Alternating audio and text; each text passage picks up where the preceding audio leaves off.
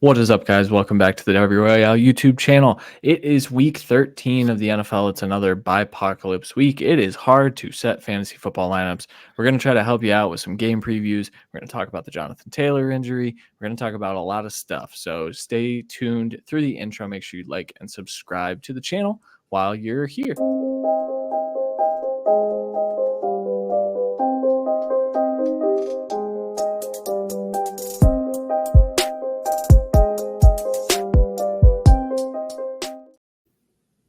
All right. It's been a while since we've done this. So, happy holidays to everyone. Hope everyone had a safe holiday if you're watching this. But we're going to get right into it. This week, like I said, Bipocalypse, the Bills, Bears, Ravens, Raiders, Vikings, and Giants are all on bye week. For quarterbacks, that's pretty tough for a guy like me who has a lot of investment in Justin Fields, Josh Allen, Lamar Jackson, because I like elite quarterbacks and all three of them being on bye. Not very fun. How are you managing that, Randy? I can tell you there's a league. There's definitely a league where I'm playing running back or a wide receiver at the superflex position. Oh, yeah. There's other leagues where it feels like I am because I'm playing like Will Levis. So it's it's a real tough time out here. Yeah. It's hard to play, especially dynasty leagues. It's just so hard. Like you're so happy to have Josh Allen, Lamar Jackson, Justin Fields. You just have to deal with it. And there's teams where I have two of those guys on the same team. Just a full punt this week. But I'm not playing. There's a league where I've not played a tight end because it's a shallow league and I'm not dropping anyone. And I have Hawkinson. Just gonna sit there and let it die. But that's the plus when you have 8 or 9 wins already, that you can kind of just tank a week here and there.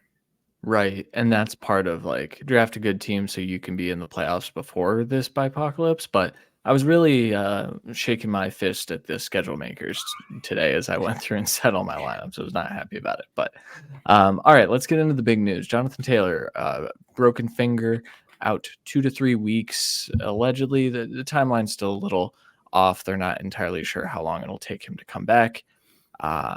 Zack Moss might be a league winner here, or at least a playoff push winner. I think Jonathan Taylor coming back in the middle of the playoffs will be good, but Moss has sustained some production even with Jonathan Taylor there. So are you just plugging Moss in and saying, let's go for the rest of the year? 100%. They play the Titans. He was their lead back when they played the Titans the first time, and I believe he had 160 yards and a score. So, yeah, we're full send Zack Moss season. They got no one else. Gardner Minshew has been up and down. I do think the passing game will still have a good run of this against the Titans, where that's why they throw up. But Zack Moss, man, if he's not everyone's projected like top 5 running back, I'd be shocked.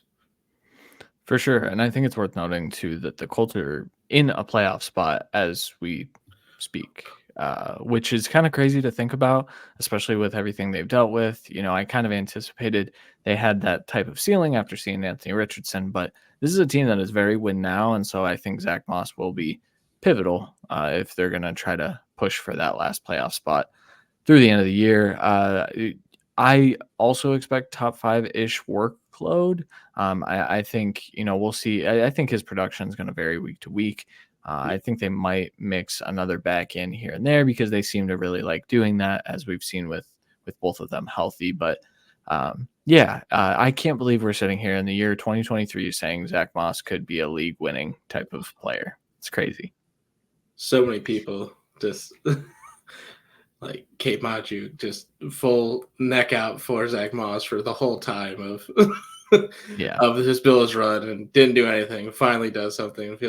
I'm sure there's a lot of validation there for her. For sure. Yeah. Well, yeah. There were a lot of people held on for a long time with Zack Moss. Good for them. Good for them. Devin Singletary having a better year pretty much than he had a lot of years. Maybe the issue is Buffalo. We might get into that playoff time when they're not in it. Right. Before we get into this next topic, I do want to mention our Patreon. You can see it on the screen if you're watching on YouTube. If you're on the podcast forum, it is in the description as well. But patreon.com/the W Royale. we have a ton of stuff over there. We've got a really active Discord right now because of transfer portal season, coaching carousel. Everything's going crazy in there. It's a good time. We also have combined Debbie and Dynasty rankings. I have a full slate of class by class Debbie rankings in there now. I do some film breakdowns over there. We're going to get into a ton of NFL draft stuff that's exclusive to patrons only. So make sure you check that out. We also have the College Football Manifesto. For now, that might be changing. We'll see how things go. But yeah, join today, patreon.com/the Debbie Royale. Next topic. Frank Reich got fired already. And it's, I think it's needed. This was definitely a team that had no upward trajectory. It was a stale offense. Everything was static. There was nothing modern about the Frank Reich offense, and that's what he was brought there to do. So if he's not doing the one thing he was brought there to do, I think it makes sense to move on from him. The Panthers are in a really, really bad spot. We mentioned it pre-show, but NFL Stock Exchange, great podcast, especially for draft time. They already did a fixing the Carolina Panthers episode because it's a difficult fix. They have no first round pick. They're the cupboards are a little bare too in terms of, I think their best move is to move off of Brian Burns this offseason and kind of try to plug that into the offensive side of the ball. Do you expect that the Panthers are going to have an uptick in production now that Reich and company, Josh McCown also got fired, Deuce Staley also got fired? Do you think this is just a rough stretch down the last few weeks of the season?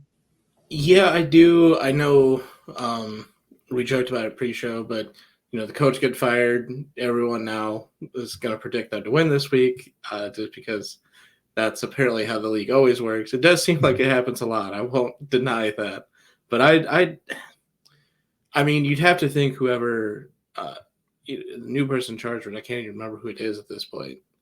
Yeah, me neither. Because I fired so many people, I just kind of forgot that they're going to be focused on Bryce Young and just, I don't know, like, to me, for his development the rest of the season, is it better for him to just throw 50 times a game like Sam Howell, or is it better to try and focus on a base system and get some like floor for next year? To me, I think what the Commanders do, it makes the most sense. Just let's air this out, see what the kids got, and figure it out. To me, this is the ultimate, like, I'm not sure if we're going to keep, I don't know if this is going to work, kind of firing.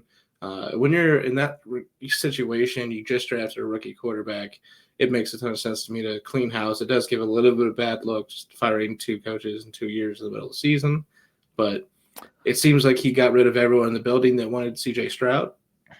Just what that said. Although he came on his press conference and said, they wanted Bryce, as he wanted Bryce too, but he was comfortable if they took CJ Stroud with the trade up to 2. I think he's lying. I think he vetoed CJ Stroud. It was a very odd press conference. David Tepper is one of the worst owners in the NFL right now. I think he's like Jerry Jones without any of the previous success, and his influence on the football operations is not good. It's a much better comp than all the Dan Snyder bullcrap I've been seeing. Dan Snyder is a terrible person and did a lot of really bad things. He's not there. Maybe one day he can aspire to be that low of a person, but he's not there right now. The Jerry Jones comp is a little bit better than Mark Davis. It might be close to Jimmy Haslam too, but he's also a bad person. So well. but yeah, the Panthers are in a really, really rough spot, and I think there's a good case to be made that trading up with all of those assets to get the guy sometimes doesn't matter if you don't have the infrastructure for the guy. And I think that that's something that we're going to see teams be a little more, shy about doing something like that. I think that could depress some trade values as we, move further into this era of situation matters. And we now know that because Brock Purdy's out here balling and things like that. So I'm worried for Bryce Young, to be honest. I hope that he turns around. I hope they're able to kind of give him things to work with here in the next year or so. I do anticipate that they'll get a win or two down the stretch. They have the Bucks, Saints, Falcons, Packers, Jaguars, Bucks again. So I think with all of those divisional games, those games tend to be close no matter what division it is. It tends to be like, oh, I can't believe that was a win. I think the Panthers maybe squeak one or two out, might push the Bears out of that first overall pick discussion, which would make my life a whole lot easier personally. But it still won't get rid of it. I want that point because definitely not. everyone knows it's 1 and 2. Caleb Williams, Drake May. Yeah, Which sure. it'll get worse once we get closer. But yeah, I think your quick little point of, maybe sell Brian Burns and any other close to expiring contracts on the defense to try and kind of reset your pieces here, reset your trade capital. Because right now, your best asset is Bryce Young and an owner that's a little bit annoying, possibly from the outside world. So it's not a great sell. I mean, just to the jobs where, assuming they're going to be open or already open, they're not in the top 3 wanted jobs, in my opinion, already. And we haven't even had all those people fired yet. So, obviously, to me, the Bears and the Chargers are the 2 best jobs if both end up actually being open, which we assume they are. But we'll see. I've been leaning in that. I was going to ask you that. Who do you think is the next coach to be fired? I mean, we've had 2, right? 3. Yeah, McDaniels. No, just 2. Just 2. McDaniels. It feels like you're more. the only 2. Yeah. Rivera. I'm gonna go Ron Rivera. Okay. I think it'll be more of a mutual thing, but I think he's the next. I think he's stepping down at the end of the year. I think the reason they moved off of the defensive coordinator is because they're going to try to get some type of something in there for Bieniemy to take over. I just kind of think that that's their path. I think Brandon Staley is the next one to go. I think he probably should have gone after last week. I kind of want the cop-out answer. I won't lie. I want the safe one. We both he's probably going to leave on his own. I don't even share that one. He needs to. It's rough in Washington, but yeah, I think it's Staley. You mentioned the Bears. I think if the Bears end up with like 6-7 wins at the end of this year and what that defense has done, I kind of think they're gonna keep Eberflus around now, and I'm scared for that. But if they start to build something, if they are keeping Eberflus, to me that means they're definitely keeping Fields. So agreed. Hit or miss with the good stuff there. Yeah. I would like Justin Fields to be the Chicago Bears quarterback next year. That's what I'll say here. I wouldn't be angry if he was wearing silver and black. But whatever. There are a lot of teams that will want him. I will say that. So we'll see. I do think Staley's completely done. I think he's been done for about 3 weeks now, unfortunately. Yep. And Telesco should go from the Chargers as well. Just clean house, get a new GM in there. He hasn't done a good job anyway. And just roll from there. I mean, his best picks were obvious picks. Yeah. And his first round pick is not on the field when he's healthy at this point. So I hope he turns it around, but we'll see. But yeah, Frank Reich fired. That's that. We're getting into our game previews. Can you tell us getting close to the end of the season? Because me and you are all next year. You're right. I'm so excited for draft season. I can't wait to get into the draft content on this channel. So make sure you guys are subscribed if you haven't already. The 3 games we're going to preview this week: Broncos, Texans, 49ers, Eagles, and Chiefs, Packers. We'll also give some against the grain fantasy starts, so stick with us through the end here. First game, Denver Broncos at the Houston Texans. Texans are 3.5-point favorites. The over-under is 47.5 in this game. There are some injury concerns on the Texan side of things. Pretty much all of their main pass catchers are a little bit banged up. The Broncos have low-key been one of the better football teams over the last month.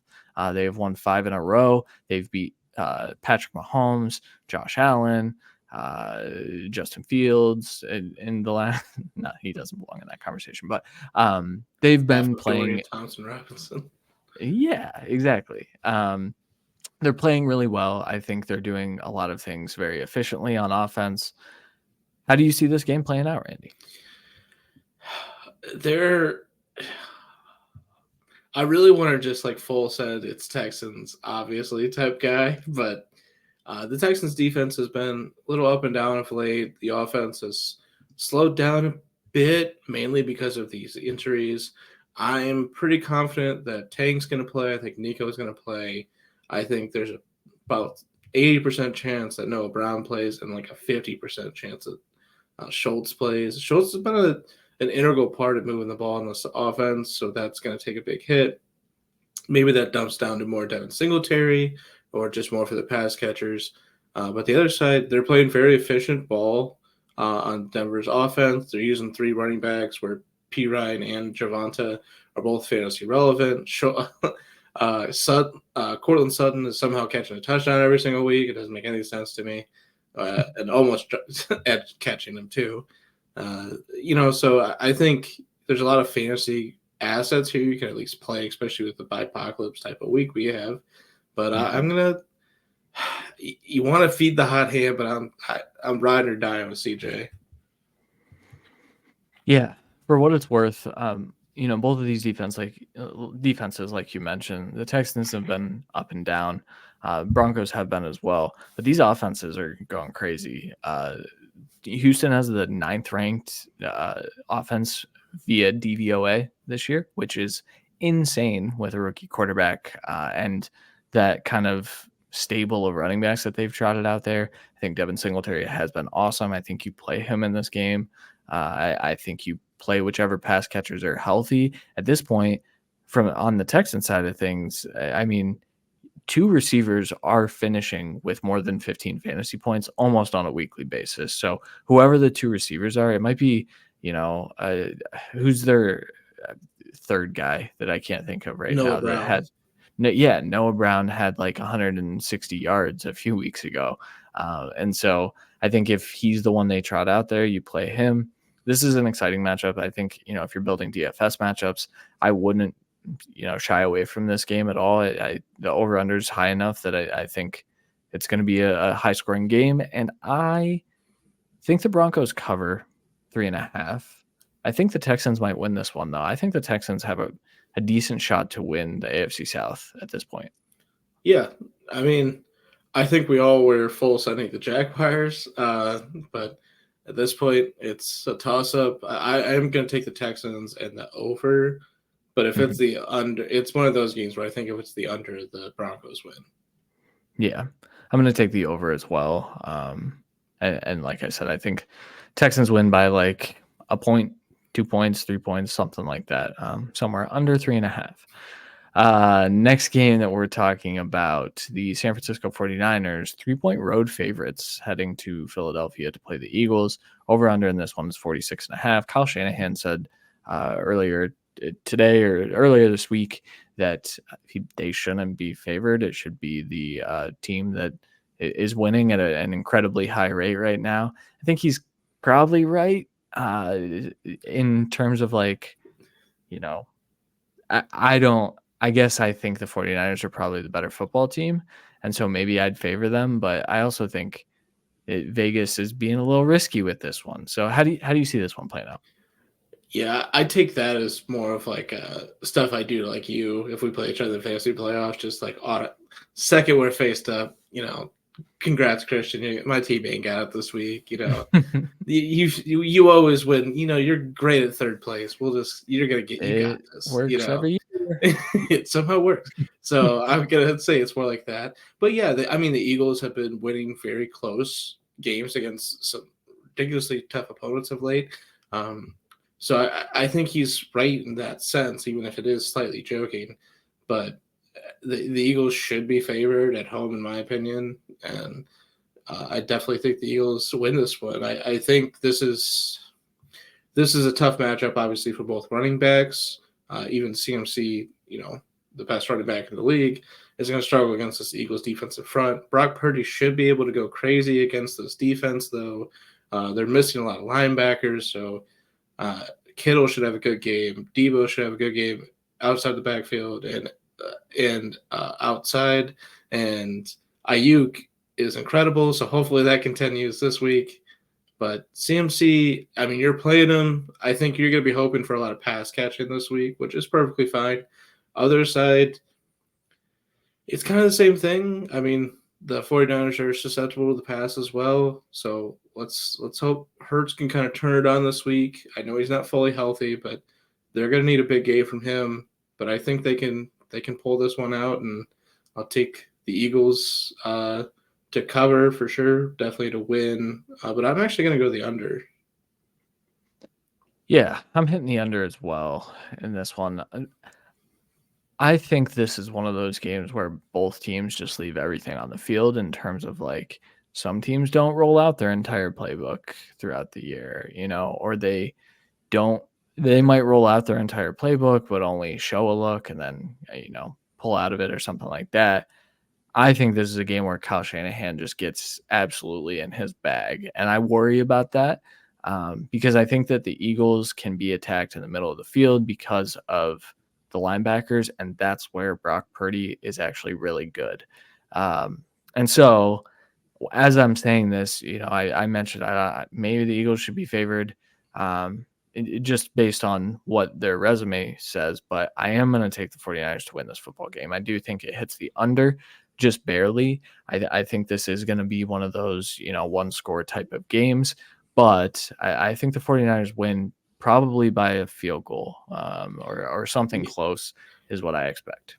And remember, the 49ers definitely feel this way, but we were robbed of this game in the NFC Championship game last year with the Brock Purdy injury and then Chris McCaffrey having to kind of fill in at quarterback. It was a whole, just bad game. So the 49ers are going to be hungry. They're going to be coming to this one for that major victory to prove to themselves because they, all offseason, especially Deebo Samuel, have been saying that they would have won if Brock didn't get hurt.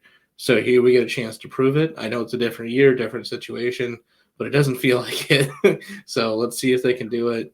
But, I think Vegas is thinking the same thing, basically making them a 5-point favorite, being a 3-point road team favorite right now.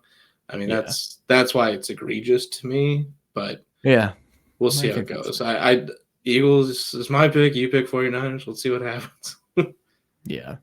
These are the two best teams in football right now, right? It's yes.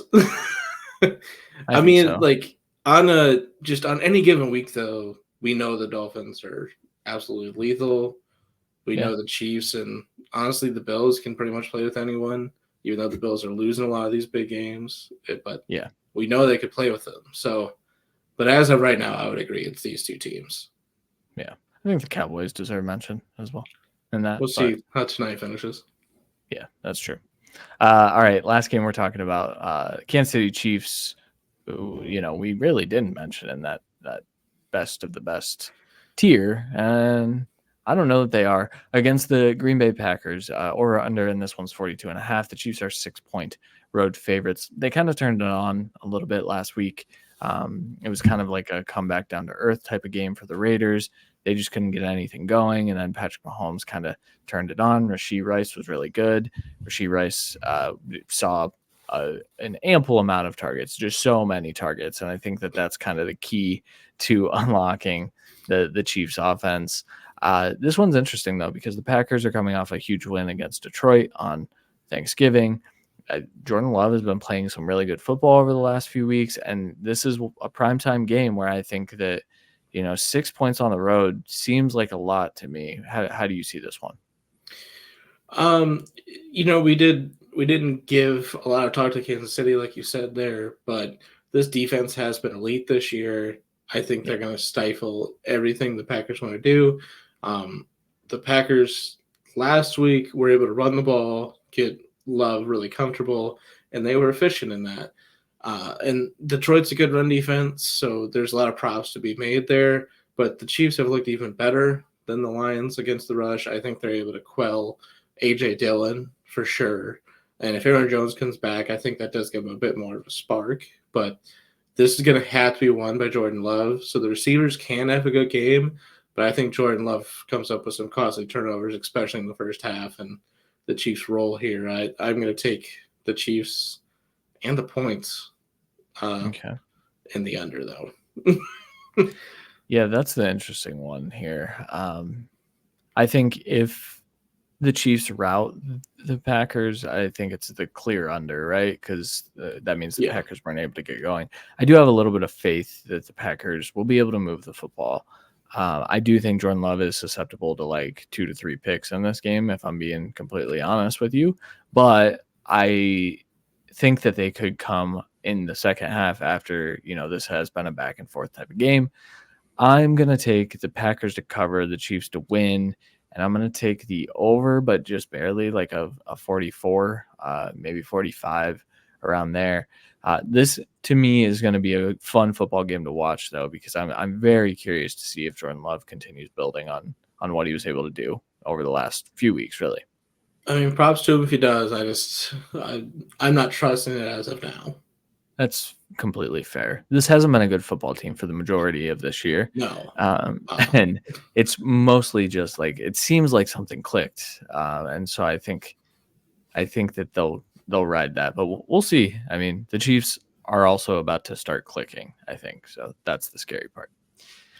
All right, let's get into our against the grain fantasy starts. For those of you that don't know, and this is very pertinent information for this week, obviously there are a lot of buys, so your pickings are a bit slim as you're trying to fill fantasy lineups. If you're doing just a normal redraft league, you might be in okay shape. There's a few leagues where I'm in okay shape. There are a few leagues where I can't even start players, and so that is important to note that these are not your cookie cutter like guys, although mine is borderline at this point. But Randy, who's yours? Yeah, mine's the other side of that cookie. I'm going with A.T. Perry. This is a for sure dart throw. Want that pointed out for the first part. But with Olave and Shaheed trending towards that they're not going to play, that leaves the coverage pretty bare here in New Orleans, who have really been relying on this passing attack of late and have been doing pretty well. A.T. Perry has increased snaps the last 2 weeks. I believe it was about 85% 2 weeks ago and about 75 last week. So average that out. He's getting on the field a ton. He's got a small target share of about 5.5%, 6% air share, 7% red zone first read share, but he's getting red zone looks, got the touchdown 2 weeks ago. And I think with the injuries against the second worst PPR defense to wide receivers in Detroit, he's a desperate play in the flex, but I think he's a dart throw that just hits. Not saying it's a triple 20, but we can get a bullseye or double 20, Yeah, we can anything would be good. Yeah, I'm pretty happy assuming I think I can get double digits from A.T. Perry this week, which is not something I thought I would say going into the year, even though I liked A.T. Perry in the draft. Yeah, I agree with you. I think it's worth noting that the Detroit Lions have been absolutely carved up in their last 2 games. Justin Fields and Jordan Love carved them up through the air, on the ground, every which way. And so I think that A.T. Perry has a pretty good shot to score some fantasy points this week. Empty calories, Derek Carr for the win. Let's get the pumped up yards. They're going to lose, but let's get the pumped up air yards. Let's get them like 80 yards and a touchdown somehow. Let's have some fun this week. And honestly, A.T. Perry, Greg Dortch, Christian's guy, there's a lot of dart throws for DFS this week that I think if you're getting some of the big boys in your lineup like Tyreek Hill and Tua this week, A.T. Perry can help you do that. Yes, I was going to mention that as well. Mine, I don't know what his price is on DraftKings. Probably creeping up there because this player has been very good over the last 4 weeks, and that's Jaden Reed. The Packers wide receiver 1, maybe not by snaps, but by the favorite target of Jordan Love, who I've mentioned has been really good. He's the wide receiver 8 since week 9. He's been absolutely fantastic over this last month, and I think that continues this week. You mentioned it's a tough matchup. The Chiefs defense has been fantastic. I worry a little bit about the Packers' ability to pass block, but if that's the case, Jaden Reed should have a day because Jaden Reed has been that, shortish, intermediate-ish type of guy. He can go up and get it down the field as well, but they were using him on jet sweeps last week and things like that. So I think Jaden Reed is just going to continue being a major part of this offense. I think he's going to have another borderline wide receiver 1 week. I think he's probably in line for 7, 8, 9 targets, and I think he'll be really productive with that. And I think he's kind of a mainstay in most fantasy lineups, but not a lot of people have caught up to that. So that's why it's a little bit against the grain. I'd start him over a ton of dudes this week, though. Are you starting him over the rest of the Packers receivers? Yes. That's kind of what I'm thinking. I think desperation, it's Watson, but Reed, if you have Reed, you have to play him this week. There's no question. And for reference, your guy is more than double my guy in DFS this week. However, they are the Sunday night game, so it's really not fair because he's got that flex price of 7,000. But 18 Perry, 3,300 is going to be a nice little pivot punt play for you. I think a lot of people are actually going to be going on Dortch, so going a different route. All for it. Maybe go both and then just go crazy. As long as you're not going Jameson Williams. I don't even care if he has 2 touchdowns and has 3 targets and 1 drop this week. I don't want it. Yeah, definitely don't do that. All right, that'll do it for this edition of the Devy Royale NFL show. Randy, do you have anything to add before we get out of here? Good luck. Yeah, best of luck this week. It's tough out here, and I'm excited for the playoffs to start. Those are coming up very soon, so we're almost there. We're almost to the end of the season, and then we can talk about the NFL draft finally. So, all right, thank you guys for watching. We'll catch you guys next time.